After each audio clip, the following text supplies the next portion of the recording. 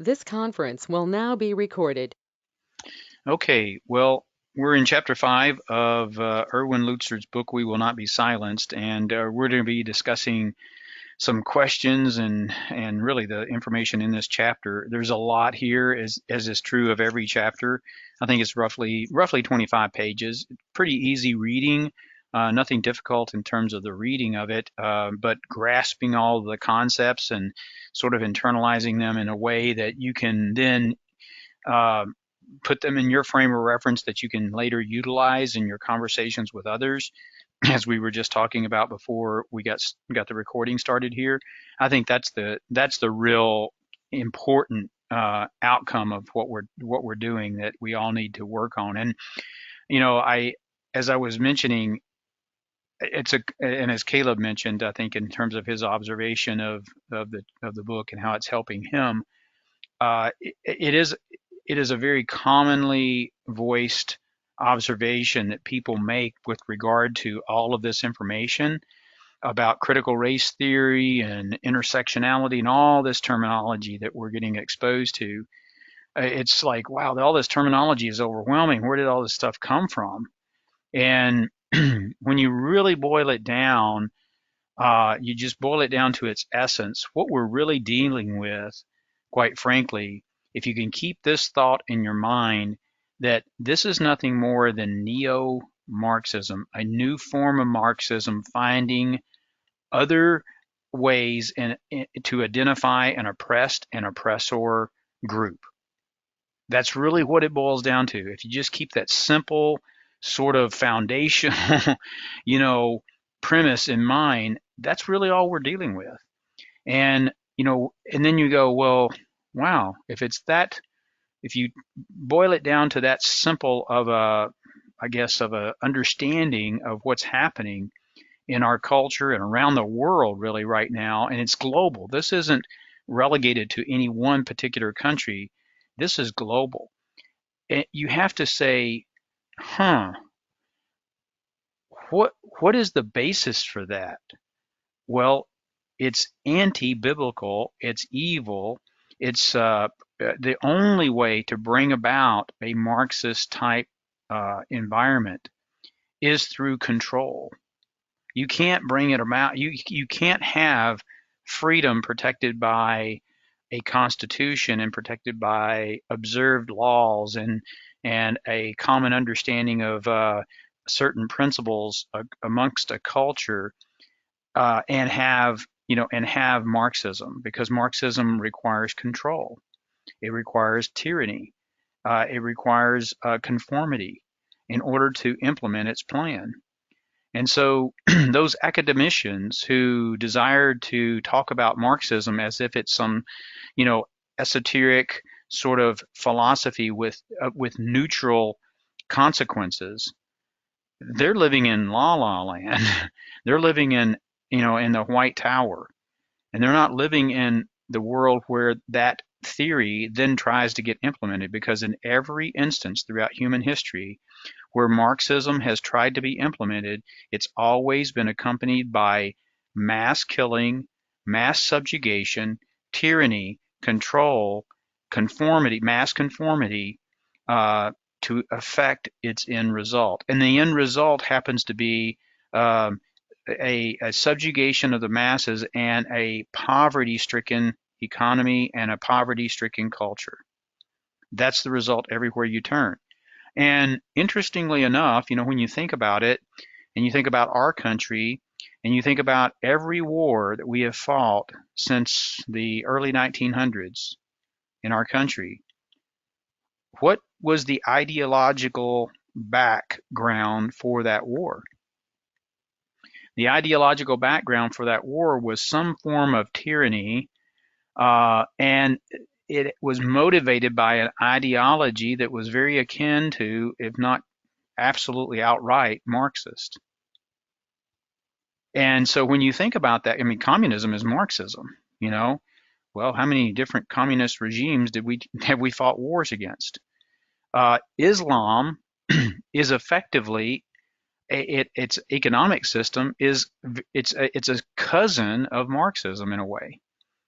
So Every war that we fought has been a fight against an ideology that is either Marxism or it is very akin to Marxism because of its tyrannical um, origin, or I should say tyrannical sort of a basis.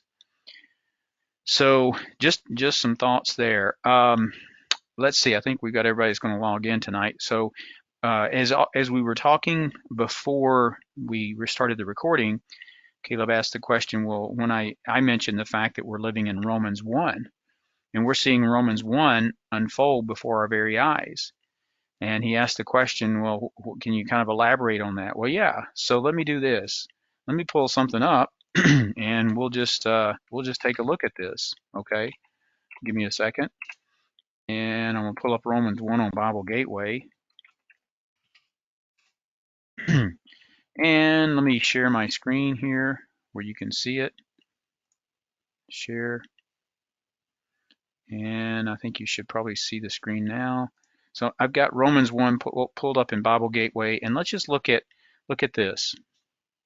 I'm going to skip down to verses 18 and following here. Now notice Paul is summarizing, he's sort of summarizing the observations of what's going on in the human race in ages past, and it's not just one trend over the course of thousands of years. It's a cycle that repeated itself over and over and over again. And here's what he describes. He says, for the wrath of God is revealed from heaven. Hopefully you can see it on the screen. If you can't see the passage on the screen, let me know, but you should be able to see this passage on the screen.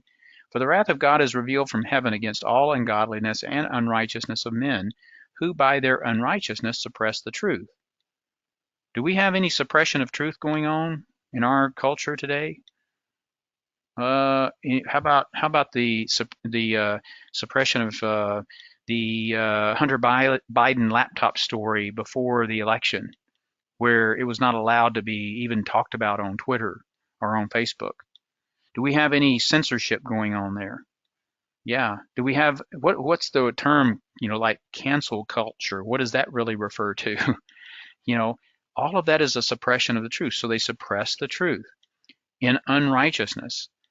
For what can be known, verse 19, for what can be known about God is plain to them because God has shown it to them. I mean, here's how God has shown it to them. He says, for his invisible attributes, namely his eternal power and divine nature, have been clearly perceived ever since the creation of the world and the things that have been made. So they are without excuse. What Paul is referring to is when we look up at, if you live in the city and you look up at the sky at night, you probably don't see all the stars that are up there. But if you get to a place out in the country, or if you go out into the mountains out west and you get up to at altitude, and you look up and you see all of those incredible stars, you have to ask yourself, how did that randomly just come about the way it did? It didn't. And there's too many things in nature that require us to say, there was a creator behind all of this. It couldn't have just happened randomly. So he says, for his invisible attributes, namely his eternal power and divine nature, have been clearly perceived ever since the creation of the world and the things that have been made. So they are without excuse. Another elaboration there on verse 20. When God created humans, what does the Bible say he created them as? A man and a woman, right? An XY chromosome, an XX chromosome. Those are the only two possibilities. When man takes it upon himself, when humans take it upon themselves to say, oh no, I'm going to reject that. I'm one of these I'm one of the other 157 or infinite number of genders that I can come up with and define myself. What is man trying to do? He's trying to put, a human, a woman, or a man. They're putting themselves in the place of God, trying to create another gender that doesn't really even exist. So they're without excuse. For although they knew God, they did not honor him as God or give thanks to him, but they became futile. They became vain. They became empty in their thinking. And their foolish hearts were darkened. Claiming to be wise, they became fools. And what did they do? They exchanged the glory of the immortal God for images resembling mortal man and birds and animals and creeping things. Well, he's talking about idolatry there that's occurred in the past. Do we have any forms of idolatry today? Yeah, we do. And then let's read on. He says, therefore God gave them up. So God said, okay, fine. If you're just going to reject me, and want to pursue your own path, okay, fine. I'll give you up, let you do what you want to do. So he gave them up in the lusts of their hearts to impurity, to the dishonoring of their bodies among themselves. What happens when a woman, a girl, decides that, oh, I'm the wrong gender, I'm the wrong identity, I need to become a male? Dishonoring of their bodies among themselves, because they exchanged the truth about God for a lie and worshipped and served the creature rather than the Creator. Whenever you put the creature above the Creator and you say, oh no, a man's not a man, a biological man is not a biological man, a biological woman is not a biological woman, it's how you self-identify in your own brain. What are you doing? You're basically saying, I am God, because I'm now going to define my gender contrary to the way God has defined gender. So that's one way. That's one way Romans 1 is working its way out in our society today, with all of its various downstream implications and consequences of that particular irrational line of thought. What's really going on here when people are doing that? Well, not only Romans 1 is happening, but what Romans 1 is really describing is a rejection of the absolute standard of truth for what? A relativistic standard. Men basically defining, reality however they want to define it, and accepting truth however they want to define truth, apart from God's absolute righteous standard. So for this reason, God gave them up to the dishonorable passions.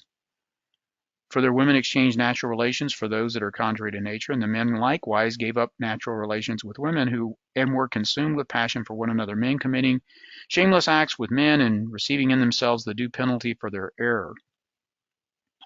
And since they did not see fit to acknowledge God, God gave them up to a debased mind to do what ought not to be done. They were filled with all manner of unrighteousness, evil, covetousness, malice. They're full of envy, murder, strife, deceit, maliciousness. Did we see any of that happening, last summer, in 2020 with all the riots and the outright lies that were being perpetrated? Have we seen any of the have we seen lies being perpetrated by our government officials? Just today, a lot of emails surfaced regarding Anthony Fauci, and through some Freedom of Information requests, these emails are exposing the fact that he knew a lot more than he has admitted in testimony and under grilling by Rand Paul and others. He's been outright lying. Well, he's not the only one. He's gonna really catch it. It looks like, perhaps, maybe, we'll see. I don't know if anybody is ever held responsible anymore for deceiving the public and lying and all of this stuff, but that's what's happening. Since they did not see fit to acknowledge God gave them up to a debased mind to do what ought not to be done, they were filled with all manner of unrighteousness, evil, covetousness, malice. They are full of envy, murder, strife, deceit. I mean, Biden stands up and says that, and I'm going to mention this later, and he just, and not only Biden, but others within his administration and in his periphery, they stand up and they say that the voting integrity laws that are being passed in states like Georgia and Florida, and I guess being considered here in Texas and other states, they're passing these voting integrity laws, that is voter suppression, that it ought not to be done. And they're defending the types of things that happened in the 2020 election that just destroyed confidence in our electoral process. And they're just lying. They're lying right through their teeth. And so deceit, maliciousness, they are gossips, slanderers, haters of God. I mean, if you paid attention to what Biden and Harris were saying around Easter, and then what just what they said around Memorial Day. It's like they have no. These people are just vacuous when it comes to any kind of truth or orientation to truth. They're gossips, they're slanderers, they're haters of God, they're insolent, they're haughty, they're boastful, they're inventors of evil and disobedient to parents, foolish, faithless, heartless, ruthless. Though they know God's righteous decree that those who practice such things deserve to die, they not only do them, but they give approval to those who practice them.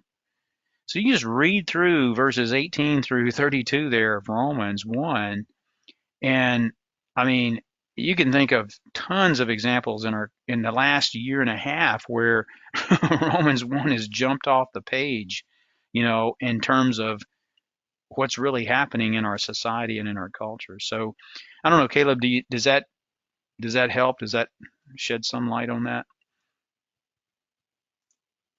Yeah, absolutely, Steve. That was really good. Okay. Great explanation. Yeah.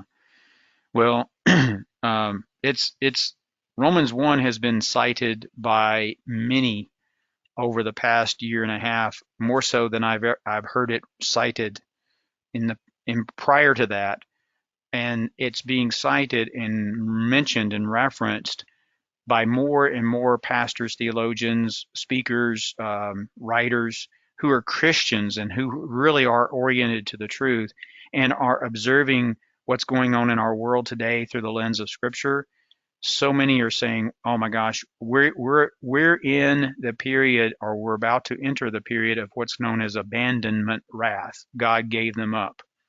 And so that phrase, God gave them up, that we just read there in Romans 1, is frequently referred to as God's abandonment wrath.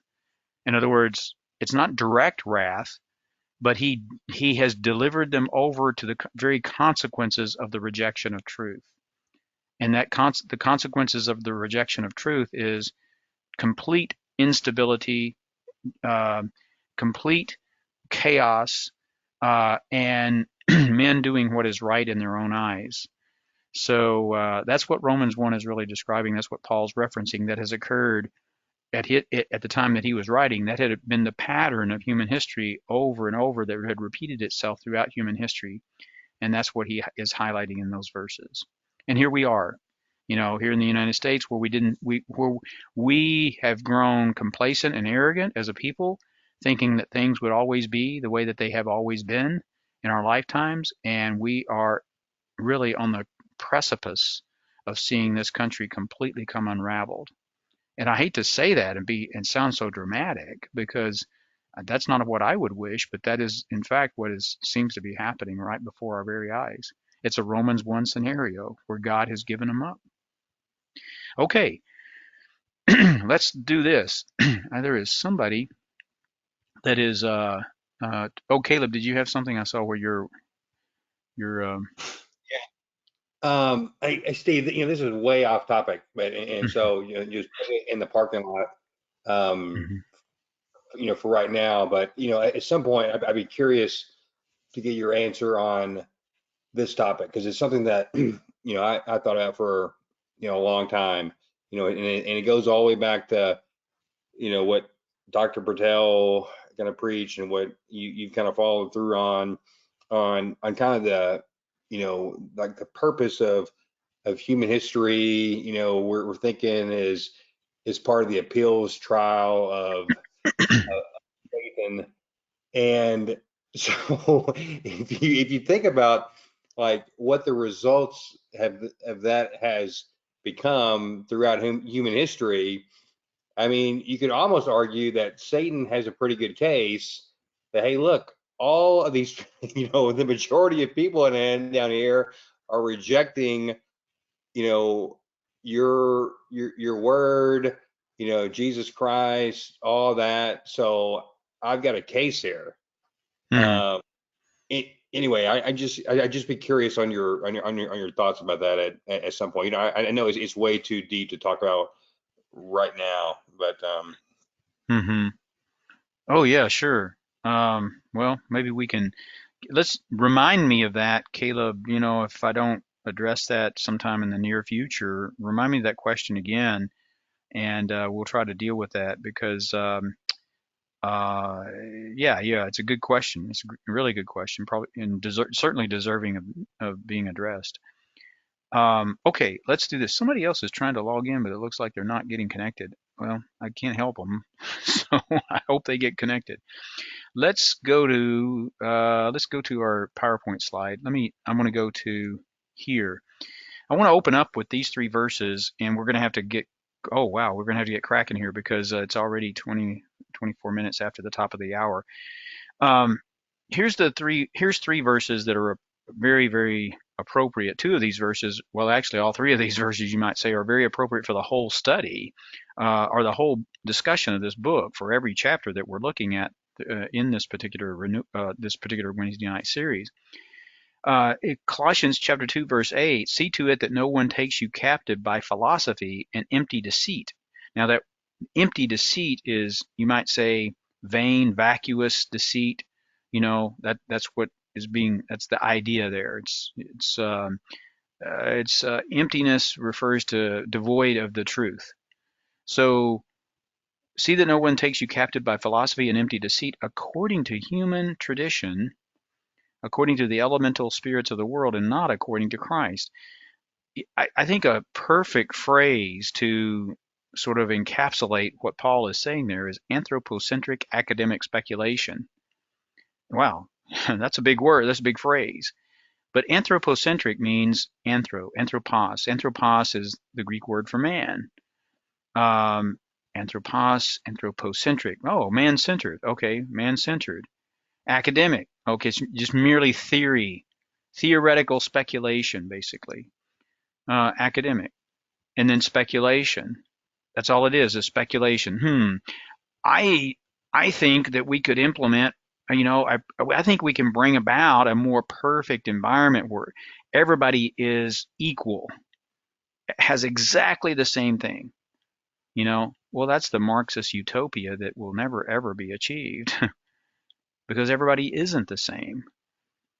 And it takes a lot of different types of people to make up this world and make it work and function. So see to it that no one takes you captive by philosophy and empty deceit.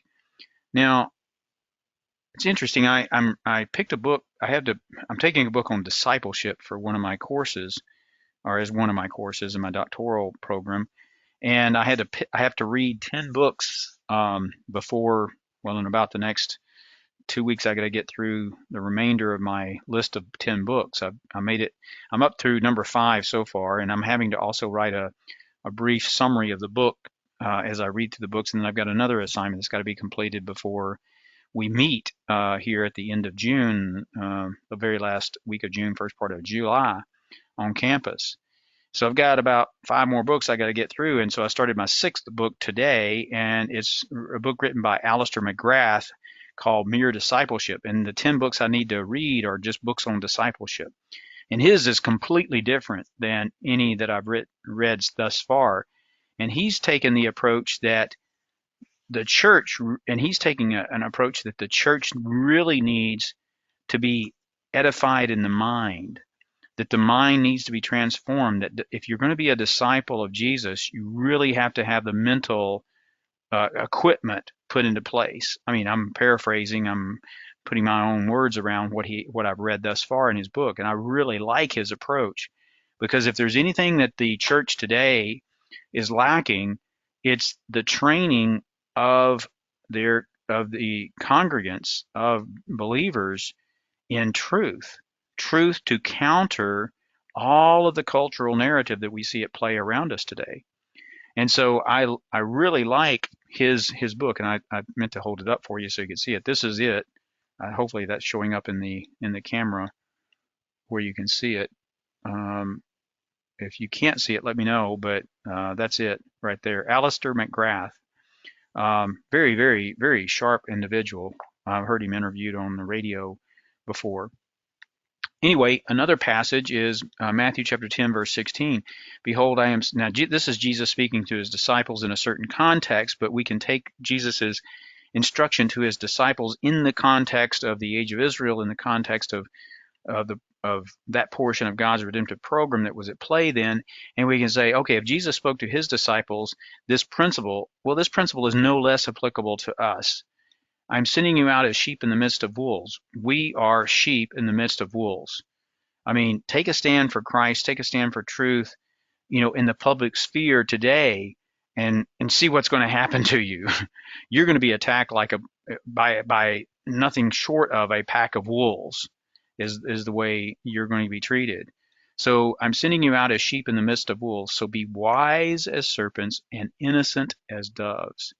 So how do we become wise as serpents? Well, we've got to know what those various philosophies are to which we could become captive if we succumb to gaslighting, which he deals with in this chapter.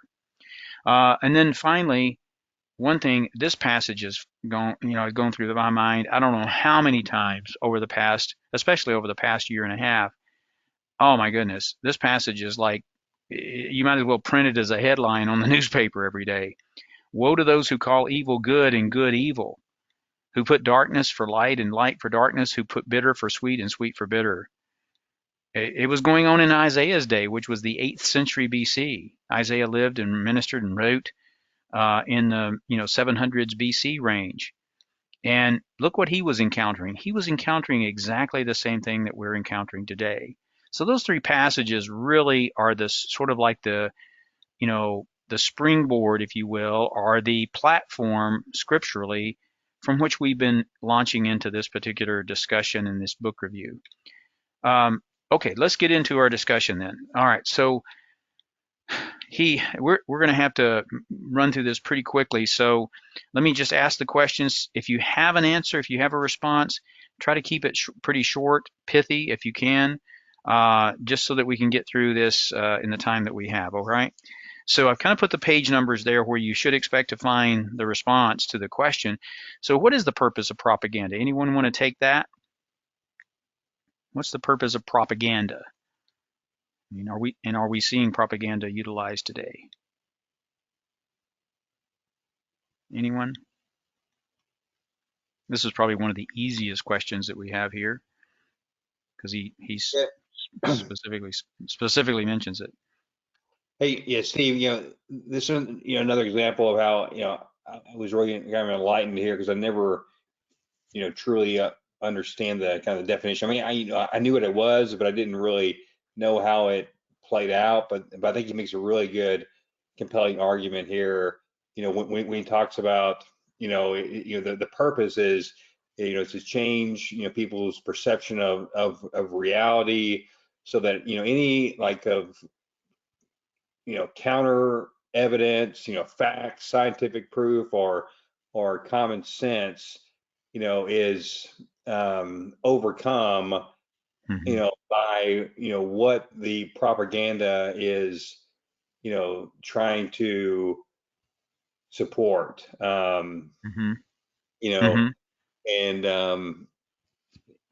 so I think that's as short as I can make it. So.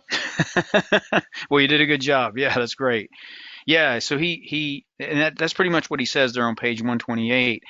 And he also, and another thing that caught my mind is right in the middle of the page, he says, and when the radicals do hear a viewpoint that challenges their beliefs, just like you were saying, Caleb, they often dox the person who is saying it. They attempt to find some damaging personal information about the person and then put it on social media. I don't know whether what they're accusing Matt Gaetz of is in fact accurate or not, but that's one example. And there's many others who have done the same. I mean, many others to whom that same approach has been taken. This is just simply the ad hominem attacks upon the person. If you don't like what they're saying, you begin to attack the person, the messenger, basically. Yeah. Steve, So. Sorry to interrupt, but I mean, the other thing is that it may not just be something damaging about their personal life. It could be, just how they twist what their, beliefs are, because, someone that believes in, strong borders and, nationalism, I mean, would be like considered a racist, now. And Absolutely. and so, and once you get labeled as that, I mean, that's hard to overcome. Yeah, how do you shake that, right? How do you shake that label off of you? I mean, once it's been attached to you, it's very difficult to get rid of it. Yeah, so absolutely, that's a great point. Let's see. And then how does propaganda work? If you look at the bottom of page 129, he's got a section that starts. He says how propaganda works, and it continues over to, well, next page. Anybody want to take that one? Just how does the propaganda work in the way that, at least is in the way that Lutzer describes it here in the book? Anybody else other than Caleb? Just to, we don't have that many options tonight. We're kind of shy of people, but well, if you look at that page with me at the bottom of page 129, one of the things he says is he's quoting from another individual here, and he says he's quoting from Edward Bernays in his book Propaganda. He says those who manipulate this unseen mechanism of society constitute an invisible government, which is the true ruling power of our country. You know, that's a really, really important statement because you look at what's going on today in terms of our current administration, and you go, I mean, it's not just the president that's coming out with some of these outlandish statements and positions. Look at the vast array of people that surround him, that are behind him, that effectively constitute the oligarchy. And when he says those who manipulate this unseen mechanism of society, and this he's referring to the manipulation of the masses. They constitute an invisible government. The oligarchy behind the present visible administration is really the government today. And then he goes on to say, he says, Bernays writes that we are governed, our minds molded, our tastes formed, and our ideas suggested largely by men we have never heard of. It is they who pull the wires which control the public. And it says, control the public mind, who harness old social forces and contrive new ways to bind and guide the world. And then if you look a little bit further down on page 130, propaganda takes many different forms. Sometimes it hides the truth. Sometimes it uses half-truths. Sometimes it distorts the truth by the selective use of facts or history, or it uses one-sided assertions. And we certainly see that happening. You see where the injustice that's decided to be the injustice du jour, that particular injustice is chosen and focused on in such a way that it obscures the solution that's being proposed. And what is the solution that's being proposed? Marxism. And Marxism is never really looked at and discussed because people are so distracted by, oh yeah, look at all these bad injustices that have occurred. Look at this, look at this, look at this. Oh, we got to fix this. And the fix is always, a move toward Marxism. So anyway, good. Next question, how is propaganda promoted? Really, he covers the promotion of propaganda from pages 130 all the way through 134. And then I also ask, how did Hitler apply these principles in his use of propaganda? There's a lot there. Let me just give you, just a moment. If anyone does have something they would like to add to that particular question, or in the way of addressing those particular questions, please go ahead, and then I'll try to hit some highlights if we get no responses on that. How is propaganda promoted, and how did Hitler apply these principles in his use of propaganda, as Lutzer explains?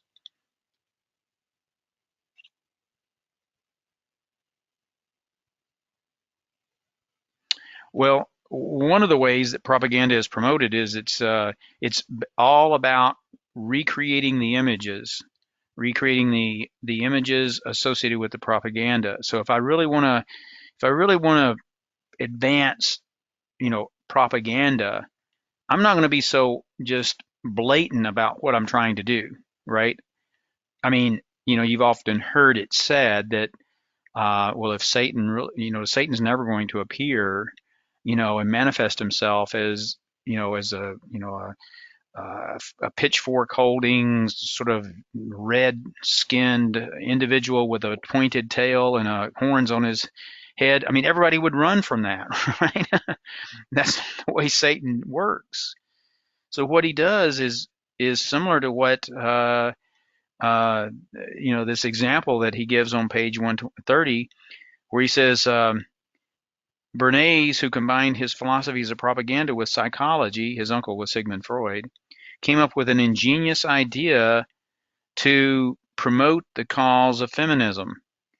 He says, remind women that they are oppressed and call cigarettes their torches of freedom. So he says in 1929, they gathered a group of women who marched in New York's Easter Sunday parade, of all things, while smoking, proudly displaying their torches of freedom. So what did he do? He labeled something that was at issue and that was, in fact, a point of contention. He labeled it as a point of oppression, and really a point of freedom. And he just completely reversed the labels associated with it. And as a result, the torches of freedom ended up winning out, and women began to smoke freely in public without any fear of criticism. And then advertising, it affected the advertising world, this kind of approach.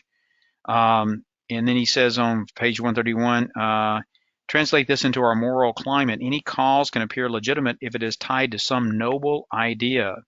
And that's the whole title of the chapter, Sell It as a Noble Cause.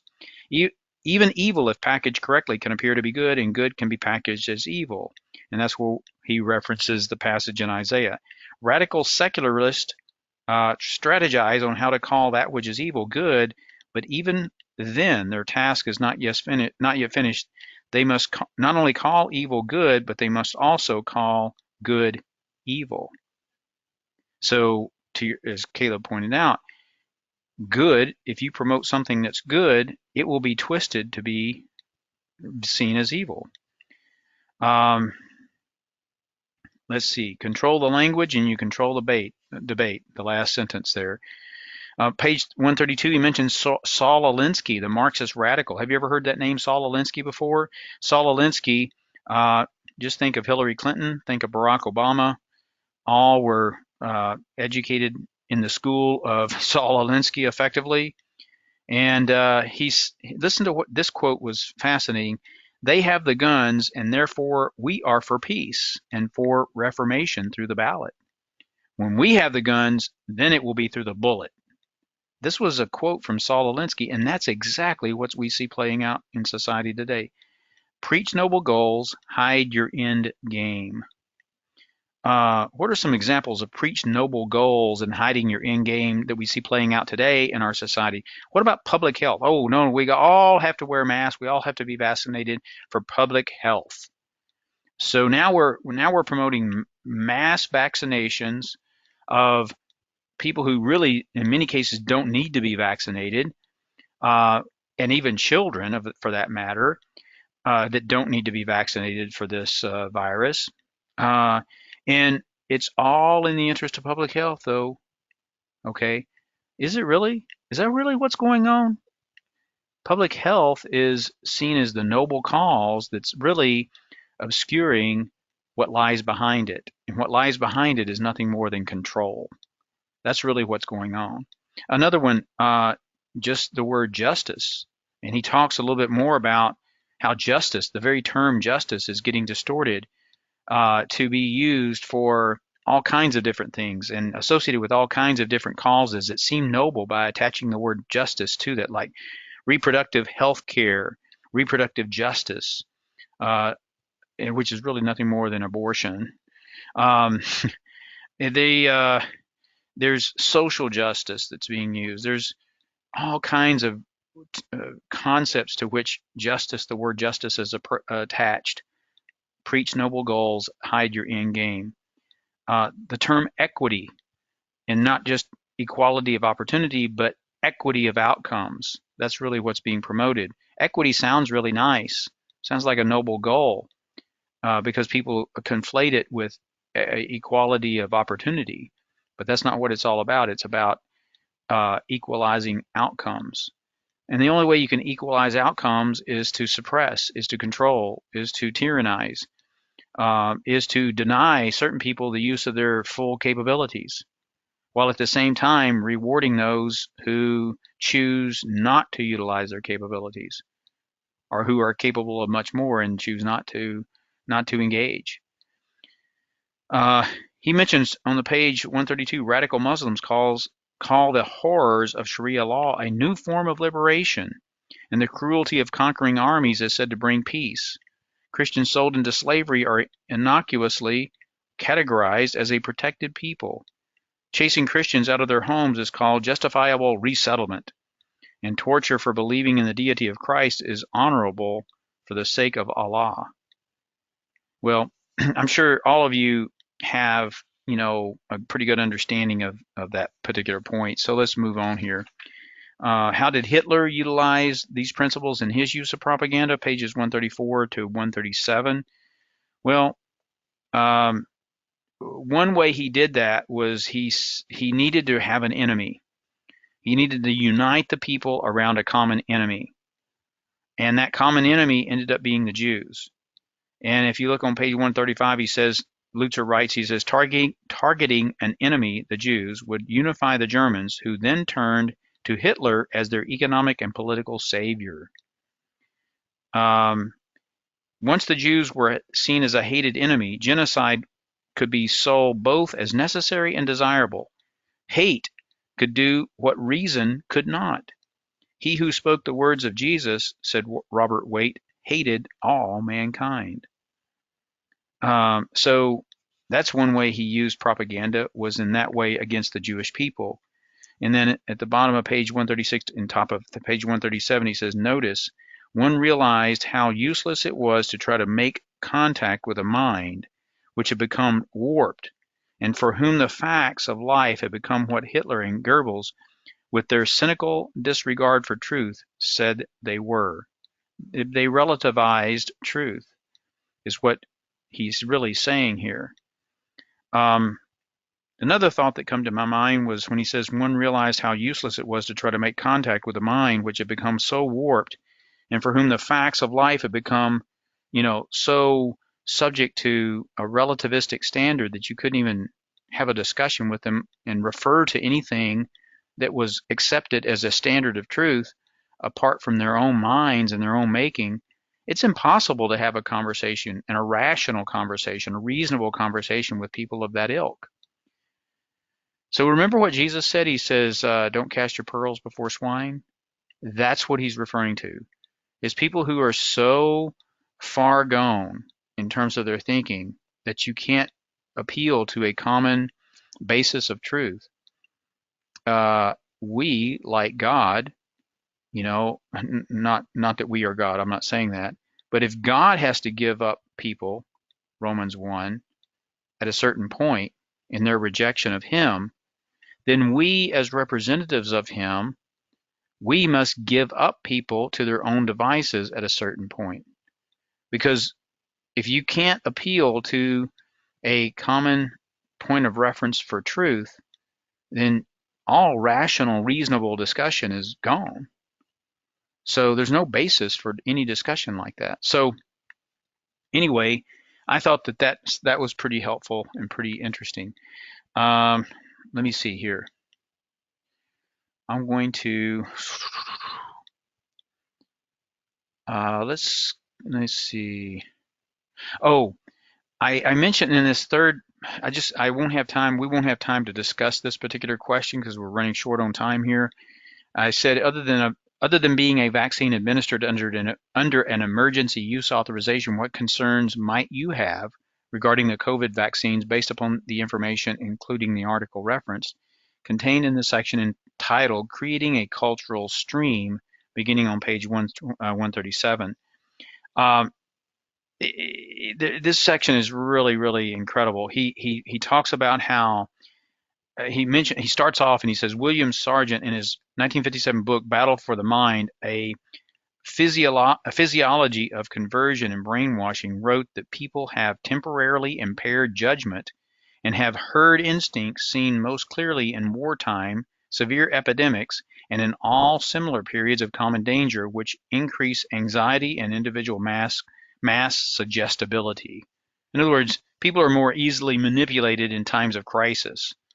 And during the COVID-19 crisis, he says people were willing to give their private health information to unknown contact tracers so they could be informed whether they had been in close proximity to someone who tested positive for the virus. The plan is that eventually this information would be so accurate authorities would know which seat you sat in during a movie and who was around you. Does this sound anything like the CCP social credit system? Yeah, it really does. And then he at the bottom of page 137, he says, according to an article entitled ID 2020 launches technical certificate mark, there's an organization that brings together the various tech companies along with economists who insist that every human being receive a digital certificate as a legal document that would ensure that each person is properly identified. Does that sound anything like what we know is going to happen as described in the book of Revelation? Of course, it sounds just like the mark of the beast, doesn't it? And I went and looked up that article, and I did find it, and I've included the link here. Let me see if I can get there. I'm going to go to that article, right? Oh, that's not it. I want to mention that one in a minute. ID 2020 launches technical certification mark. So I've included a link to this particular article that he's talking about here. I've included that in the PowerPoint deck that you'll get, and this is the link right here. Okay, it's kind of an interesting read. What they're doing. It's essentially the stage being set for the mark of the beast is really what it is. Interesting in the middle, he does quote them, and it comes right off of that page that's at that hyperlink. He says, and if we ever, and this is what they say on the page, if we ever learn about or suspect non-compliance or foul play, we reserve the right to revoke the certification.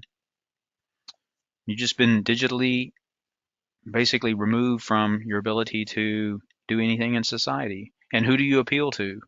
Who do you appeal to when a computer has digitally removed you from your ability to conduct business or engage in commerce or travel or, go where you need to go in life? Who do you go to? Okay. Then he mentions on page 143, I don't know if you heard heard anything about this book that he mentions, When Harry Became Sally, written by Ryan T. Anderson. Has anybody heard of this particular book and what happened with it? Anybody?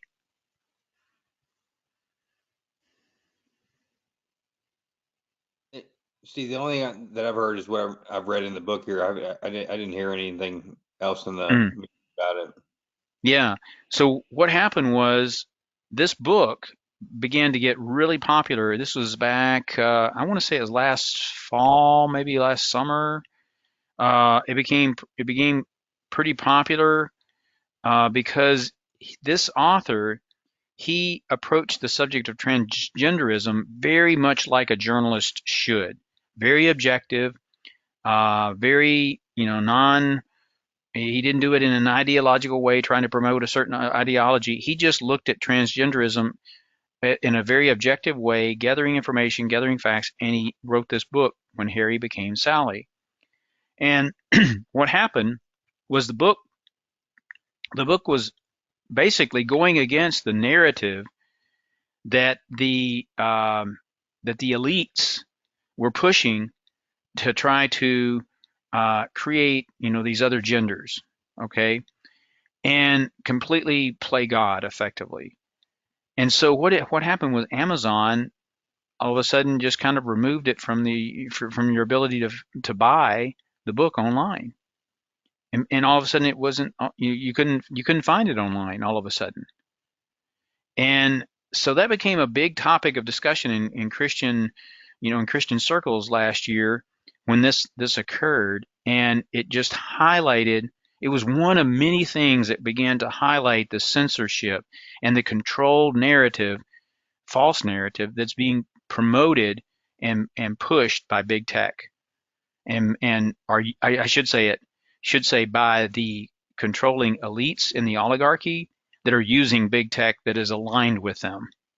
That's really what's happening here. So that's that book. If you ever hear that book mentioned, that's what's going on with that book.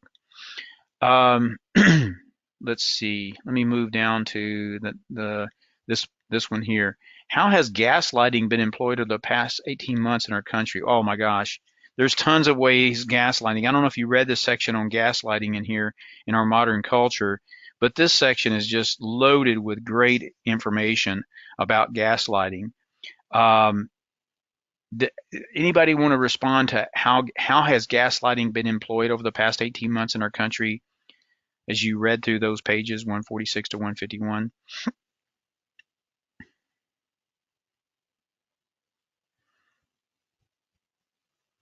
Anyone?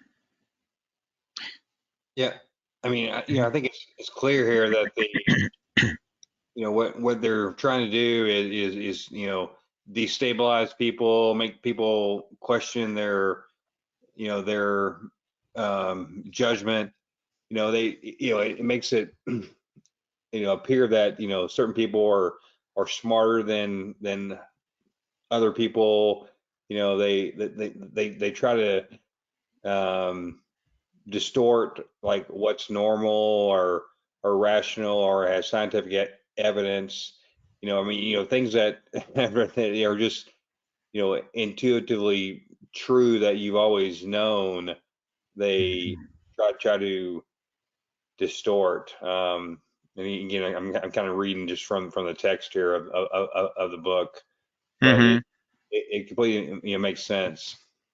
Yeah, gaslighting is, and the way he describes it and uses some examples in this section, it's a very, very perfect example of what happens in the outworking of what Isaiah referenced. They turn the truth into the lie and the lie into the truth, and they call good evil and evil good.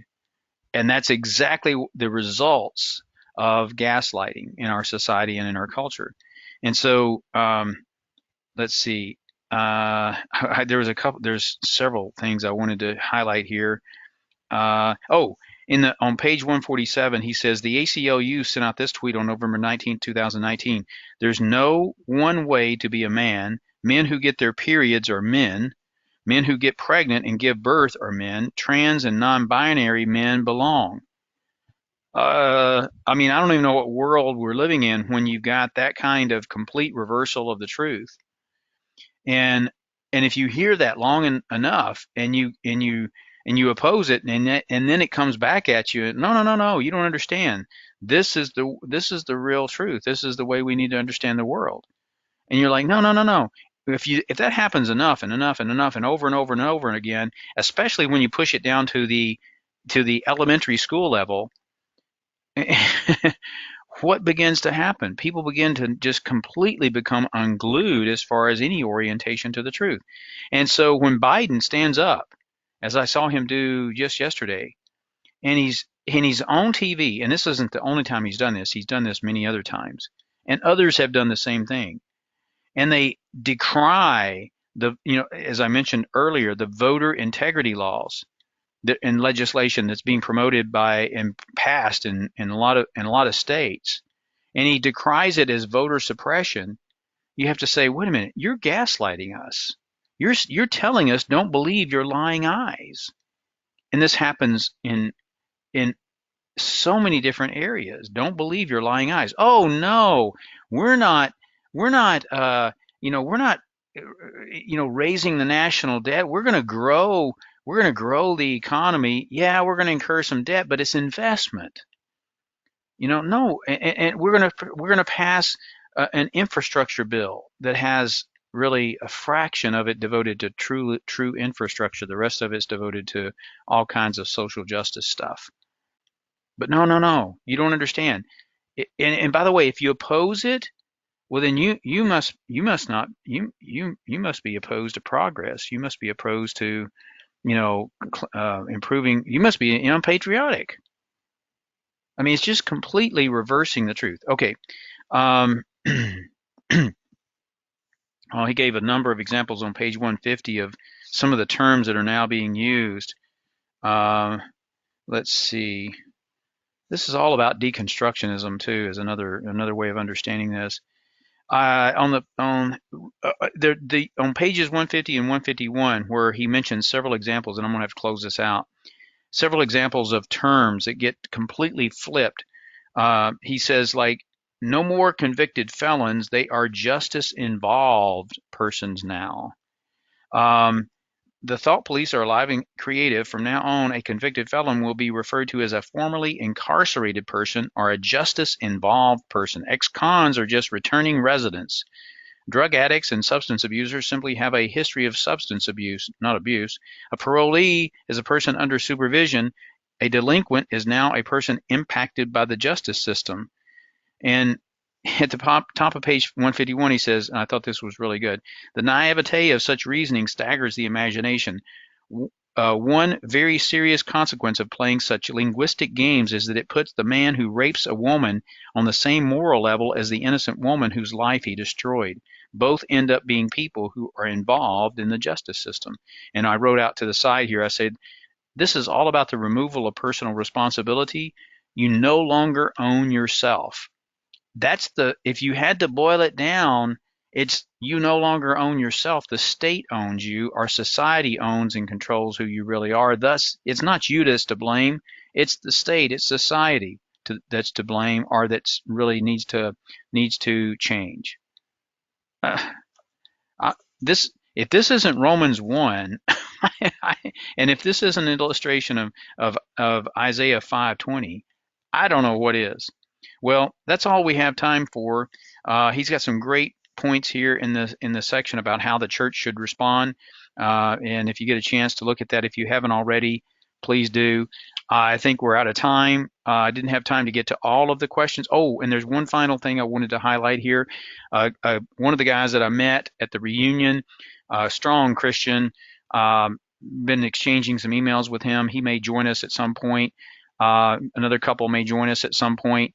But Eric Brown is his name. He sent this to me. He said it's a very helpful article on the critical theory and Christianity and how it's incompatible with Christianity.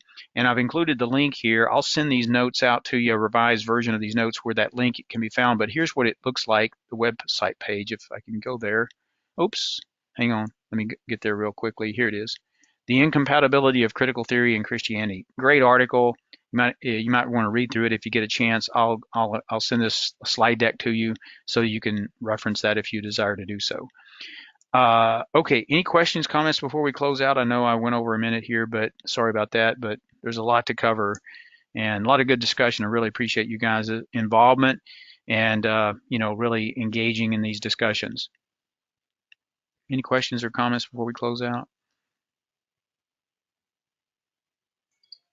Okay. Let's see. Caleb, you just sent me a text. Oh, okay.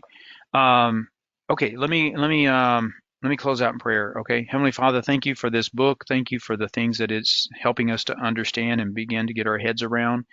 Thank you for everybody that's taken time to join today, and I appreciate their time and appreciate their commitment to what we're doing. It's so helpful to get this done and get the recordings out there for others to benefit from if they so desire. Use this in a way that makes us wise as serpents and help us to be innocent as doves as we engage with other people about the truth and really shed the truth about who Jesus is as a real answer and solution to all of this mess. And we pray this in his name. Amen. Thanks, guys. We'll see you hopefully Sunday, and y'all have a great rest of your week, okay? Bye-bye now.